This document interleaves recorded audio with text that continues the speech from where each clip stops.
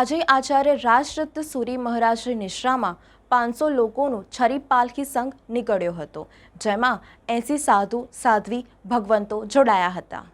આજે આચાર્ય રાજરત્ન સુરી મહારાજની નિશ્રામાં 500 લોકોનો છરી પાલિત સંઘ નીકળ્યો, જેમાં 80 સાધુ સાધ્વી ભગવંતો પણ જોડાયા હતા। જૈન અગ્રણી દીપક શાહે જણાવ્યું હતું કે વડોદરામાં ચાતુર્માસ પૂર્ણ કરી આજે અલકાપુરી જૈન સંઘમાં વિધિવત રીતે વિહાર કર્યો હતો। સંઘના ભાવિકો સેંકડોની સંખ્યામાં આચાર્ય રશ્મિરત્ન સુરી તથા આચાર્ય આગમનરત્ન સુરી મહારાજને વડાવવા આવ્યા હતા અને ગુરુદેવને અશ્રુભીની વિદાય આપી હતી।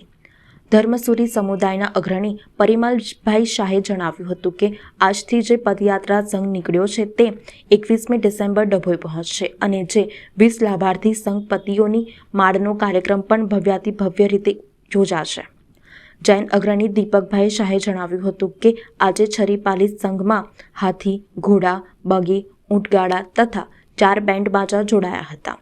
ધર્મસુરી મહારાજ તથા સૂર્યોદય સુરી મહારાજના ફોટો પણ બગીમાં દર્શનાર્થે મૂકવામાં આવ્યા હતા।